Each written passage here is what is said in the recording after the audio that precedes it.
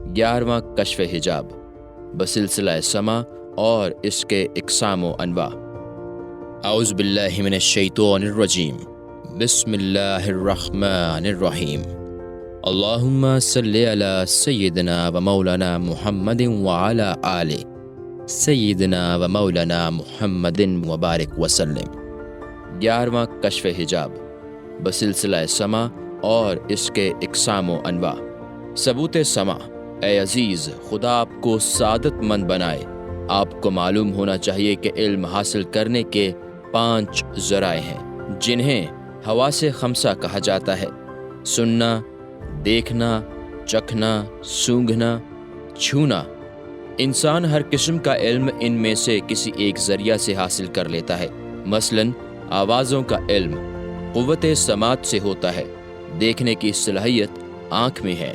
میٹھے کڑوے کا فرق زبان سے ہوتا ہے، یعنی اچھی بری بو کا پتہ ناک سے لگتا ہے۔ اور کسی چیز کی سختی و نرمی، گرمی و سردی وغیرہ قوت حس یا لمس یعنی چھونے سے معلوم ہوتی ہے۔ ان میں سے قوت حس یا لمس پورے بدن میں پھیلی ہوئی ہے، اور باقی حواس یا ذرائع خاص مقام سے متعلق ہیں، کیونکہ انسان آنکھ کے بغیر دیکھ نہیں سکتا، کان کے علاوہ سن نہیں سکتا، زبان اور تالو کے سوا چکھ نہیں سکتا، اور ناک نہ ہو تو سونگ نہیں سکتا۔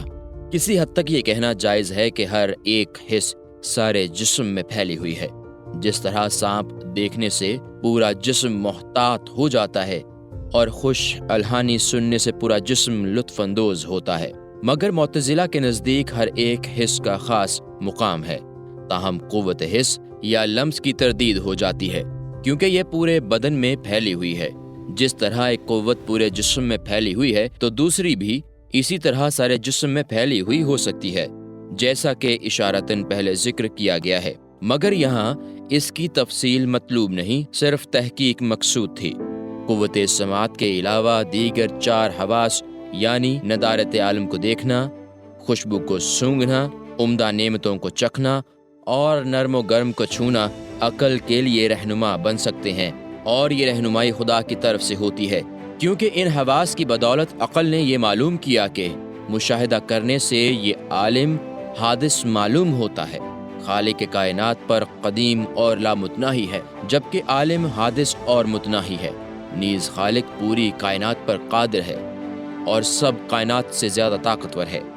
وہ جسم و جان بنانے والا ہے، مگر کائنات کی مثل جسم و جان رکھنے والا نہیں۔ چنانچہ ہر سو اس کی قدرت جاری ہے، جو چاہے سو کرے۔ وہی ہے جس نے رسولوں کو صحیح اور سچی ہدایت دے کر کائنات کی رہنمائی کے لیے بھیجا، مگر ان رسولوں پر ایمان لانا اس وقت تک واجب نہیں ہوتا جب تک حق تعالیٰ کی معرفت حاصل نہ ہو، اور رسول سے شرع و دین سے متعلق باتوں کو سن نہ لے کہ کون کون سی بات واجب فرض ہے۔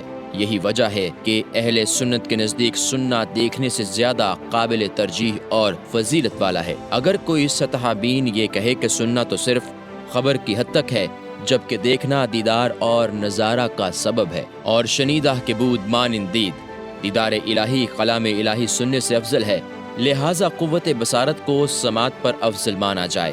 تو اس کا جواب یہ ہے کہ ہمیں یہ سن کر ہی تو معلوم ہوا ہے کہ جنت میں دیدار خدا نصیب ہوگا، اور عقل کے ذریعہ دیدار کے جائز ہونے میں جو حجاب واقع ہوتا ہے وہ بھی قوت سماعت کو استعمال کرنے سے دور ہو جاتا ہے، کیونکہ عقل نے رسول کی خبر سننے سے تسلیم کر لیا کہ دیدار نصیب ہوگا، ورنہ ظاہری طور پر کوئی دلیل نہیں، اور آنکھوں سے حجاب دور ہو جائے گا تاکہ وہ خدا کو دیکھ لیں۔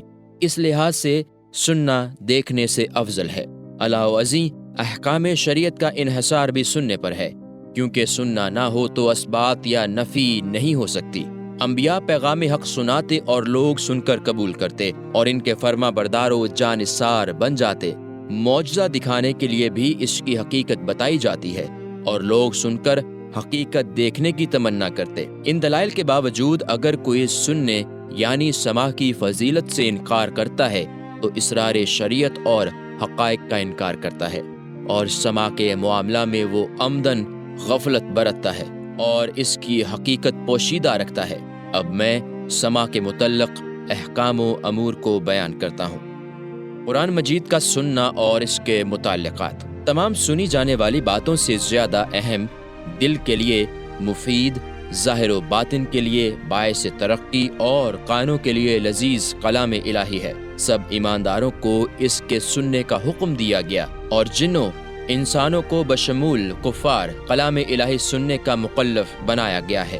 قرآن کے معجزات میں سے ایک معجزہ یہ بھی ہے کہ طبیعت اس کے سننے اور پڑھنے سے بے چین نہیں ہوتی، کیونکہ اس میں بہت زیادہ رقت موجود ہے۔ حتیٰ کہ کفار قریش رات کو چھپ کر حضور اکرم صلی اللہ علیہ وسلم کی نماز میں قرات و تلاوت شوق سے سنتے تھے اور قرآن کی لطافت و رقت پر حیران ہوتے تھے۔ جن میں سے مشہور کفار یہ ہیں: نضر بن حارث جو سب سے زیادہ فصیح تھا، عقبہ بن ربیع جو بلاغت کا جادو رکھتا تھا، اور ابو جہل بن ہشام جو خطابت اور دلائل میں مانا ہوا شخص تھا۔ ان کے علاوہ اور بھی بہت سے لوگ ہیں۔ ایک رات حضور علیہ السلام کی تلاوت سن کر عتبہ بے ہوش ہو گیا اور بعد میں ابو جہل کو بتایا کہ یہ انسانی کلام معلوم نہیں ہوتا۔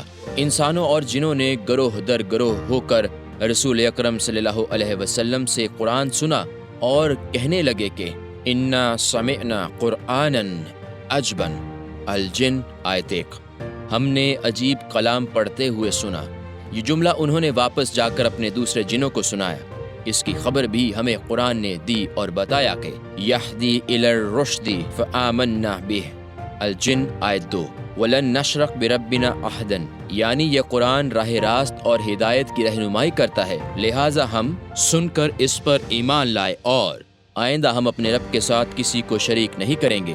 چنانچہ قرآن کی نصیحت دوسری تمام نصیحتوں سے بہتر، اس کا ہر لفظ دوسرے تمام الفاظ سے واضح، اس کا ہر حکم دوسرے احکامات سے لطیف، اس کا روکنا دوسری تمام رکاوٹوں سے زیادہ مناسب، اس کا وعدہ دیگر تمام وعدوں سے زیادہ دلکش، اس کی وعید ڈانٹ دوسری تمام وعیدوں سے زیادہ جامع اور جاں گداز، اس کا ہر قصہ دوسرے تمام قصوں سے زیادہ مؤثر، اس کی مثالیں دوسری تمام مثالوں سے زیادہ سبق آموز، جس کی وجہ سے ہزاروں جانیں اس پر قربان ہوئیں اور ہزاروں دل اس کے گرویدہ ہوئے۔ اس کی عجیب خاصیت ہے کہ دنیا میں عزت والوں کو ذلیل کرتا ہے اور دنیا ہی کے دھتکارے ہوئے ذلیلوں کو باعزت بناتا ہے۔ حضرت عمر رضی اللہ عنہ اسلام قبول کرنے سے پہلے اپنی بہن اور اپنے بہنوئی کے مسلمان ہونے کی خبر کو سن کر تلوار سونت کر سلسلہ اسلام کو ختم کرنے چلے ہیں، مگر جب بہن کے گھر پہنچ کر کلام الہی میں سے سورہ طٰہٰ کے اثر انگیز الفاظ طٰہٰ ما انزلنا علیک القرآن لتشقى الا تذکرۃ لمن یخشی، طٰہٰ آیت 1-2، یعنی یہ قرآن ہم نے آپ صلی اللہ علیہ وسلم پر اس لیے نہیں اتارا کہ آپ مشقت و تکلیف میں پڑ جائیں، یہ تو ڈرنے والوں کے لیے نصیحت اور یاد کرنے والوں کے لیے نصیحت اور یاد دہانی ہے۔ اور اسی طرح کے دوسرے الفاظ سنے تو آپ کی روح کو کفر کی تاریکی میں روشنی نظر آئی اور آپ کا دل قرآن کے لطیف حقائق سے مانوس ہو گیا۔ آپ صلح کے طریقے ڈھونڈنے لگے، لڑائی کا لباس اتار کر مخالفت سے موافقت کی طرف لوٹے اور اسلام قبول کیا۔ یہ صرف سننے سما کی برکت تھی۔ مشہور ہے کہ جب آن حضرت صلی اللہ علیہ وسلم کے سامنے یہ آیات پڑھی گئیں، اِنَّا لَدِينَ أَنْقَالًا وَجَحِيمًا وَطَعَامًا وَغُصَّةً وَعَذَابًا عَلِيمًا، المزمل آیت 12-13، یعنی بلا شبہ ہمارے پاس بیڑیاں اور دوزخ ہے اور گلے میں اٹکنے والا کھانا اور دردناک عذاب ہے۔ تو آپ پر غشی طاری ہو گئی۔ کہتے ہیں کہ ایک شخص نے حضرت عمر رضی اللہ عنہ کے سامنے یہ آیت پڑھی، ان عذاب ربک لواقع ما لہ من دافع، الطور آیت 6 اور 7، بے شک تیرے رب کا عذاب ضرور واقع ہونے والا ہے جسے ٹالنے والا نہیں۔ تو حضرت عمر رضی اللہ عنہ بے ہوش ہو گئے اور 1 ماہ تک بیمار رہے۔ ایک شخص نے حضرت عبداللہ بن خزلہ رضی اللہ عنہ کے سامنے یہ آیت پڑھی، لہم من جہنم مہاد ومن فوقہم غواش، الاعراف آیت 41، ان کفار کے لیے دوزخ کی آگ بطور بچھونا اور اوڑھنا ہوگی۔ تو وہ رونے لگ گئے اور اس قدر ساکت ہو گئے کہ ان کی موت کا اندیشہ ہوا۔ بعد آپ اٹھ کھڑے ہوئے تو لوگوں نے کہا کہ بیٹھ جائیے، تو آپ نے فرمایا کہ اس آیت کی ہیبت سے میں بیٹھ نہیں سکتا۔ جب حضرت جنید رحمۃ اللہ علیہ کے سامنے یہ آیت پڑھی گئی، یا ایھا الذین آمنوا لما تقولون ما لا تفعلون، الصف آیت 2، اے ایمان والو وہ بات کیوں کہتے ہو جس کے مطابق تم خود عمل نہیں کرتے؟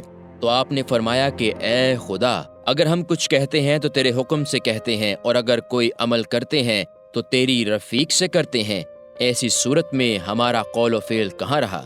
حضرت شبلی رحمت اللہ علیہ کے متعلق مشہور ہے کہ جب آپ کے سامنے یہ آیت پڑھی گئی، وَاذْكُرْ رَبَّكَ إِذَا نَسِيتَ، الکہف آیت 24، جب تو غافل ہو جائے تو خدا کو یاد کیا کر، تو آپ نے فرمایا کہ ذکر کی شرط بھول جانا ہے، جبکہ سارا عالم اس کی یاد میں محو ہے، مگر انسان بھولا ہی رہتا ہے۔ یہ کہہ کر آپ بے ہوش ہو گئے۔ جب ہوش میں آئے تو کہا کہ اس دل پر تعجب ہے جو کلام الہی سن کر اپنی جگہ قائم رہے، اور اس جان پر حیرانی ہے جو کلام خدا سن کر جسم سے نہ نکلے۔ ایک شیخ فرماتے ہیں کہ ایک دفعہ میں نے کلام الہی میں سے یہ آیت پڑھی، وَاتَّقُوا يَوْمًا تُرْجَعُونَ فِيهِ إِلَيْهِ لِلَّهِ، البقرہ 281۔ اس دن سے ڈرو جس دن تم خدا کی طرف لوٹائے جاؤ گے۔ تو حاطف نے آواز دی کہ آہستہ پڑھو، اس کی حیبیت سے 4 جن فوت ہو گئے۔ ایک درویش نے بتایا کہ میں نے 10 سال سے نماز میں پڑھنے کے علاوہ نہ تو قرآن خود پڑھا اور نہ دوسروں سے سنا۔ لوگوں نے پوچھا کیوں؟ فرمایا کہ اس اندیشہ سے کہ پڑھنے یا سننے سے اس پر عمل کرنا ضروری ہوگا اور حجت پوری ہو جائے گی۔ ایک دفعہ میں نے حضرت شیخ ابو العباس شقانی رحمۃ اللہ علیہ کو یہ آیت پڑھتے ہوئے پایا، ضرب اللہ مثلا عبدا مملوقا لا يقدر على شيء، النحل آیت 75۔ اللہ تعالیٰ نے ایک ایسے غلام کی مثال دی ہے جو کسی دوسرے کا مملوک ہے اور بذات خود کسی کام کرنے کا مختار نہیں۔ تلاوت کے ساتھ ساتھ آپ رو رہے تھے، حتیٰ کہ میں نے انہیں فوت شدہ خیال کیا۔ میں نے عرض کیا کہ حضرت یہ کیا معاملہ ہے؟ انہوں نے جواب دیا کہ تقریباً 11 سال سے میں صرف یہاں تک تلاوت کرتا ہوں، آگے نہیں پڑھ سکتا اور بڑھ سکتا۔ میں نے حضرت ابو العباس سے پوچھا کہ آپ روزانہ کتنا قرآن پڑھتے ہیں؟ انہوں نے فرمایا کہ آج سے 14 سال پہلے تو ایک رات دن میں 2 قرآن ختم کرتا تھا، مگر بعد میں آج تک صرف سورہ انفال تک پہنچا ہوں۔ ایک دفعہ حضرت ابو العباس نے ایک قاری سے تلاوت کرنے کو کہا، سو اس نے یہ آیت پڑھی، یا ایھا العزیز مسانا واہلنا الضر وجئنا ببضاعۃ مزحبۃ، یوسف آیت 88۔ اے عزیز مصر، ہمیں اور ہمارے اہل و عیال کو فاقہ کی سخت تکلیف ہے اور ہمارے پاس سرمایہ بہت تھوڑا ہے۔ آپ نے فرمایا اور پڑھ، تو قاری نے پڑھا، قالوا ان یسرق فقد سرق اخ لہ من قبل، یوسف آیت 77۔ کہنے لگے اگر اس نے چوری کی ہے تو اس سے پہلے اس کے بھائی نے بھی چوری کی تھی۔ آپ نے پڑھنے کا حکم دیا تو اس نے پڑھا، لتصرب علیکم اليوم یغفر اللہ لکم، یوسف آیت 92۔ آج کے دن تم پر کوئی ملازمت نہیں، خدا تمہیں معاف فرمائے۔ اس کے بعد حضرت ابو العباس نے یوں دعا کی کہ اے خدا، میں ظلم میں برادران یوسف علیہ السلام سے بڑھ کر ہوں، تو لطف و کرم میں یوسف علیہ السلام سے بڑھ کر ہے، میرے ساتھ وہ سلوک کر جو حضرت علیہ السلام نے اپنے ظالم بھائیوں کے ساتھ کیا۔ ان تمام باتوں کے باوجود متقی و گناہگار تمام مسلمان قرآن سننے کے لیے متکلف ہیں، جیسا کہ حکم حق تعالی ہے، وَإِذَا قُرِّئَ الْقُرْآنُ فَاسْتَمِعُوا لَهُ وَأَنصِتُوا لَعَلَّكُمْ تُرْحَمُونَ، الانفال آیت 204۔ جس وقت قرآن پڑھا جائے تو آپ اسے سنیں اور خاموش رہیں تاکہ تم پر رحمت حقہ نزول ہو۔ اس سے سماع قرآن کا بہر صورت حکم ہے، خواہ قاری کسی طرح پڑھ رہا ہو۔ علاوہ ازیں فرمایا، فبشر عباد الذین یستمعون القول فیتبعون احسنہ، الزمر آیت 17 اور 18۔ میرے ان بندوں کو خوشخبری دے دیجئے جو قرآن سننے کے بعد اس بہتر کلام کی پیروی کرتے ہیں، یعنی اس کے احکام پر عمل کرتے ہیں۔ نیز فرمایا، الذین اذا ذکر اللہ وجلت قلوبہم، الانفال آیت 2۔ کئی لوگ ایسے بھی ہیں کہ جب ان کے سامنے خدا کا ذکر کیا جائے تو ان کے دل خوف الہی سے کانپ اٹھتے ہیں۔ اور الذین آمنوا وتطمئن قلوبہم بذکر اللہ الا بذکر اللہ تطمئن القلوب، الرعد آیت 28۔ ایسے لوگ بھی موجود ہیں جو ایمان لائے اور ان کے دل خدا کے ذکر سے مطمئن ہو جاتے ہیں، اور حقیقت یہ بھی ہے کہ خدا کے ذکر سے دلوں کو اطمینان حاصل ہوتا ہے۔ اس طرح کی بہت سی آیات ہیں جو اس حقیقت کی تائید کرتی ہیں کہ اس کے برعکس ان لوگوں کی بدبختی کا ذکر بھی کیا جو قرآن سنتے ہیں مگر ان کے دل مطمئن نہیں ہوئے، بلکہ فرمایا ختم اللہ علی قلوبہم وعلی سمعہم وعلی ابصارہم غشاوۃ، البقرہ آیت 7۔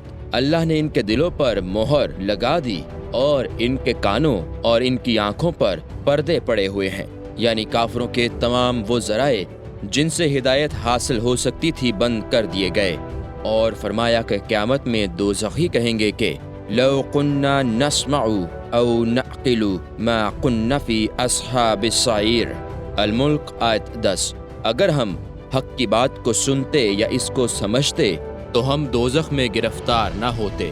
فرمایا وَمِنْهُمْ مَنْ يَسْتَمِعُ إِلَيْكَ وَجَعَلْنَا عَلَى قُلُوبِهِمْ أَقِنَّةً أَنْ يَفْقَهُوهُ وَفِي آذَانِهِمْ وَقْرًا، الانعام آیت 25۔ ان میں سے کچھ لوگ ایسے ہیں جو آپ کی باتوں کو سنتے ہیں حالانکہ ان کے دلوں پر ہم نے پردے ڈال دیے ہیں تاکہ وہ اس کلام حق کو سمجھ ہی نہ سکیں، اور ان کے کانوں میں پہرا پن رکھ دیا ہے۔ فرمایا وَلَا تَكُونُوا كَالَّذِينَ قَالُوا سَمِعْنَا وَهُمْ لَا يَسْمَعُونَ، الانفال آیت 21۔ اور ان لوگوں کی طرح نہ بنو جو زبان سے تو کہتے ہیں کہ ہم نے سن لیا اور حقیقت یہ ہے کہ وہ کچھ بھی نہیں سنتے۔ ان کے علاوہ کتاب الہی میں بہت سی آیات ہیں جو سماع قرآن کی حقیقت کو واضح کرتی ہیں۔ نبی کریم صلی اللہ علیہ وسلم سے روایت ہے کہ آپ نے ایک دفعہ حضرت عبداللہ بن مسعود رضی اللہ عنہ سے فرمایا اقرأ علی فقال انا اقرأ علیک وعلیک انزل فقال علیہ السلام انی احب ان اسمع من غیرہ، کہ تم مجھے کچھ پڑھ کر قرآن سنا۔ انہوں نے کہا یا رسول اللہ میں آپ کو پڑھ کر سناؤں حالانکہ یہ قرآن آپ پر نازل ہوا ہے؟ آپ صلی اللہ علیہ وسلم نے فرمایا کہ میں دوسروں سے قرآن سننا پسند کرتا ہوں۔ یہ بات اس کا واضح ثبوت ہے کہ سننے والا قاری کی نسبت زیادہ کامل ہوتا ہے، کیونکہ پڑھنے والا سوچ سمجھ کر یا بے سوچے سمجھے دونوں طرح پڑھتا ہے، مگر سننے والا سوچ سمجھ کر سنتا ہے، کیونکہ بولنے میں کسی حد تک تکبر پایا جاتا ہے اور سننے میں تواضع ظاہر ہوتی ہے۔ نبی کریم صلی اللہ علیہ وسلم نے فرمایا کہ سورہ ہود نے مجھے بوڑھا کر دیا، کیونکہ اس کے آخر میں یہ آیت ہے فَاسْتَقِمْ كَمَا أُمِرْتَ، جس طرح آپ کو حکم دیا گیا اس پر ثابت قدم رہیے۔ حقیقت یہ ہے کہ انسان امر الہی پر قائم رہنے سے عاجز ہے، کیونکہ بندہ توفیق حق کے بغیر کچھ نہیں کر سکتا۔ چنانچہ جب آپ کو استقامت کا حکم ملا تو آپ نے فرمایا کہ یہ کیسے ممکن ہوگا کہ میں اللہ تعالیٰ کے احکام کو پوری طرح بجا لاؤں۔ دلی اضطراب کی وجہ سے آپ کمزور ہو گئے، رنج میں اضافہ ہوتا گیا، حتیٰ کہ ایک دن کھڑے ہونے کے لیے زمین پر ہاتھ ٹیک کر سہارا لیا۔ حضرت ابوبکر صدیق رضی اللہ عنہ نے عرض کیا حضرت یہ کیا حال ہے؟ آپ تو ابھی جوان اور صحت مند ہیں۔ فرمایا سورہ ہود نے مجھے بوڑھا کر دیا، یعنی استقامت کے حکم سے میری ہمت کمزور ہو گئی۔ حضرت ابو سعید خدری رضی اللہ عنہ سے روایت ہے کہ میں ضعفائے مہاجرین کی جماعت میں بیٹھا تھا جو پردہ پوشی کے لیے ایک دوسرے کے معاون تھے۔ قاری قرآن پڑھنے لگا اور رسول خدا اچانک ہمارے سروں پر آ کر کھڑے ہو گئے۔ قاری آپ کو دیکھ کر خاموش ہو گیا۔ آپ صلی اللہ علیہ وسلم نے سلام کے بعد پوچھا کہ تم کیا کر رہے تھے؟ ہم نے کہا یا رسول اللہ صلی اللہ علیہ وسلم ہم قرآن سن رہے تھے۔ آپ نے فرمایا خدا کا شکر ہے کہ اس نے میری امت میں ایسے لوگ پیدا کیے ہیں جن کے ساتھ بیٹھنے کے لیے مجھے ہدایت کی گئی ہے۔ پھر آپ ہمارے درمیان گھل مل کر بیٹھ گئے۔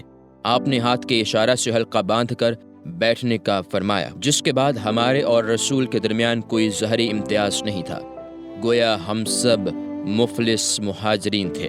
اس کے بعد حضور صلی اللہ علیہ وسلم نے فرمایا کہ اے مفلس مہاجرو، قیامت میں تمہیں مکمل کامیابی کی خوشخبری ہے۔ تم جنت میں اپنے دولت مند بھائیوں کی نسبت آدھ دن پہلے داخل ہوگے اور دن کی مقدار 500 سال ہے۔ اگرچہ اس روایت کے الفاظ مختلف ہیں مگر مطلب و معنی میں کوئی فرق نہیں۔ روایت ہے کہ زرارہ ابن ابی اوفی جو جلیل القدر صحابی تھے، ایک مرتبہ لوگوں کی اقامت فرما رہے تھے۔ آپ نے ایک آیت پڑھی جس کی ہیبت سے آپ فوراً فوت ہو گئے۔ حضرت صالح مری رحمۃ اللہ علیہ نے ایک بزرگ تابعی ابو جبیر کے سامنے ایک آیت کریمہ پڑھی جس کی جلالت سے آپ فوت ہو گئے۔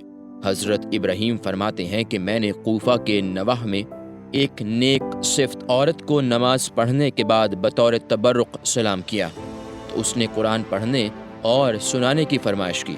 میں نے قرآنی آیت پڑھی تو وہ بے ہوش ہو کر رحلت کر گئی۔ احمد بن ابی الجواری روایت فرماتے ہیں کہ میں نے ایک شخص کو جنگل میں کنویں کے کنارے کھڑے دیکھا۔ قریب ہوا تو اس نے سما کی خواہش کی تاکہ وہ بآسانی جان دے سکے، تو میں نے الہام کی مدد سے یہ آیت پڑھی، ان الذین قالوا ربنا اللہ ثم استقاموا، الاحقاف آیت 13۔ بلا شبہ جن لوگوں نے خدا کو اپنا رب کہا اور ثابت قدم رہے۔ اس نے کہا کہ احمد، خدا کی قسم آپ نے وہی آیت تلاوت کی جس سے میرے سامنے اس وقت فرشتے تلاوت کر رہے تھے۔ یہ کہہ کر وہ فوت ہو گیا۔ اس سلسلہ میں بہت سی روایات و حکایات ہیں، اگر ان کا ذکر کیا جائے تو کتاب ضخیم ہو جائے گی، لہٰذا اب اسی پر اکتفا کرتا ہوں۔ وباللہ التوفیق۔ شعر کا سماع اور متعلقات۔ معلوم ہونا چاہیے کہ شعر سننا مباح ہے۔ پیغمبر صلی اللہ علیہ وسلم اور صحابہ کرام نے اشعار پڑھے اور سنے ہیں۔ آپ صلی اللہ علیہ وسلم نے فرمایا، اِنَّا مِنَ الشِّعْرِ لِحِکْمَةٌ، ابن ماجہ، بلا شبہ بعض اشعار میں حکمت ہے۔ نیز فرمایا، الحکمۃ زعلۃ المؤمن حیث وجدها فہو حق بها، ابن ماجہ، یعنی حکمت مومن کی کھوئی ہوئی چیز ہے، جہاں ملے وہ اس کا زیادہ مستحق ہے کہ حاصل کرے۔ آپ صلی اللہ علیہ وسلم نے فرمایا، سب سے زیادہ سچا کلام جو اہل عرب نے کہا وہ لبید شاعر کا ہے، جس نے کہا کہ سنو اللہ کے سوا ہر چیز باطل ہے اور ہر ایک نعمت ضرور زوال پذیر ہے۔ عمر بن الشرید رضی اللہ عنہ اپنے باپ سے روایت کرتے ہیں کہ ایک دن رسول اللہ صلی اللہ علیہ وسلم نے مجھے شعر پڑھنے کا فرمایا اور پوچھا کہ کیا تجھے امیہ بن ابی السلط کے کچھ اشعار یاد ہیں، اور اگر ہیں تو ہمیں سناؤ۔ میں نے 100 اشعار سنائے۔ جب میں ایک شعر ختم کرتا تو آپ فرماتے کچھ اور سناؤ۔ آپ نے فرمایا کہ امیہ اپنے اشعار میں تو اسلام کو تسلیم کرتا ہے، اس کے علاوہ بہت سی روایت ہیں۔ کچھ لوگ اشعار سننے کو حرام کہتے ہیں اور رات دن غیبت میں مصروف رہتے ہیں، اور کچھ لوگ ہر قسم کے اشعار سننے کو حلال کہتے ہیں اور رات دن غزل میں حسن صورت اور زلف کی تعریف میں لگے رہتے ہیں اور سنتے رہتے ہیں۔ دونوں فریق ایک دوسرے کے خلاف دلائل دیتے ہیں، مگر میرا مقصد ان میں سے نہ کسی کی تردید ہے اور نہ کسی کی تائید، لہٰذا میں نے اتنے پر اکتفا کیا۔ مشائخ کا طریقہ یہ ہے کہ وہ فرمان رسول سے استفادہ کرتے ہیں۔ آپ صلی اللہ علیہ وسلم نے فرمایا، شعر ایک ایسا کلام ہے کہ جس کا اچھا حصہ اچھا اور برا حصہ برا ہے، جس بات کا سننا نثر میں حلال ہے، مثلا حکمت، نصائح، آیات الہی میں استدلال اور حق کے دلائل میں غور کرنا وغیرہ وغیرہ، تو اس کا نظم میں سننا بھی حلال اور جائز ہے۔ مختصر یہ کہ جس طرح فتنہ پھیلانے والے حسن پر نظر ڈالنا حرام ہے، اسی طرح کی نظم و نثر کو بھی سننا حرام ہے۔ اگر کوئی شخص سماع شعر کو مطلق حلال اور جائز سمجھتا ہے تو وہ کفر و بے دینی میں مبتلا ہے، اور جو شخص یہ کہے کہ میں حسن صورت میں خدا کا جلوہ دیکھتا ہوں اور طلب حق کرتا ہوں، کیونکہ آنکھ اور کان محل عبرت ہیں اور علم کا ذریعہ ہیں، تو دوسرا شخص یہ بھی کہہ سکتا ہے کہ میں چھوتا ہوں اور چھونے سے بھی عبرت و نصیحت حاصل ہوتی ہے۔ ایسی صورت میں تو شریعت کا ظاہر بالکل باطل ہو جائے گا، حالانکہ رسول اللہ صلی اللہ علیہ وسلم نے فرمایا، یعنی دونوں آنکھیں غیر محرم کو دیکھنے سے زنا کرتی ہیں، چنانچہ دیکھنے چھونے سے شرعی حکم ساقط ہو جائے گا، اور یہ ظاہر گمراہی ہے۔ جاہل لوگوں نے صوفیہ کو سما کرتے دیکھا تو یہ سمجھا کہ یہ خواہش سے سما کرتے ہیں، حالانکہ وہ بے اختیار سما کرتے ہیں، جس سے یہ نتیجہ نکالا گیا کہ سما حلال ہے، اور اگر حلال نہ ہوتا تو یہ صوفی لوگ سما نہ کرتے۔ چنانچہ جہلا نے ظاہر کو اختیار کر کے باطن اور اصل کو چھوڑ دیا، جو دراصل اصلاح نفس کا مقصد تھا، حتیٰ کہ خود بھی اور اپنے متبعین کے ایک پورے گروہ کو بھی برباد کر دیا۔ حالانکہ یہ زمانہ کی بہت بڑی آفت ہے، اپنی جگہ پر اس کی مفصل تشریح بیان کی جائے گی۔ خوش الہانی اور ترنم کا سما۔ رسول اللہ صلی اللہ علیہ وسلم نے فرمایا کہ زینوا اصواتکم بالقرآن، دارمی، قرآن پڑھنے میں اپنی آوازوں کو سنوارو۔ خدا تعالیٰ فرماتا ہے یزید فی الخلق ما یشاء، فاطر آیت 1۔ وہ پیدائش میں جو چاہتا ہے زیادہ کرتا ہے۔ مفسرین کے مطابق اس سے مراد بہتر آواز اور ترنم ہے۔ نیز پیغمبر علیہ الصلاۃ والسلام نے فرمایا جو شخص داؤد علیہ السلام کی آواز سننا چاہتا ہے وہ حضرت ابو موسیٰ اشعری کی آواز سنے۔ احادیث میں ہے کہ بہشت میں جنتیوں کو بھی سما حاصل ہوگا، جس کا ذریعہ مختلف درختوں سے مختلف سریلی آوازیں ہیں جو جنت میں نکلیں گی۔ مختلف آوازوں کے سامنے جو کیفیت پیدا ہوتی ہے، طبیعت کو اس سے لذت حاصل ہوتی ہے۔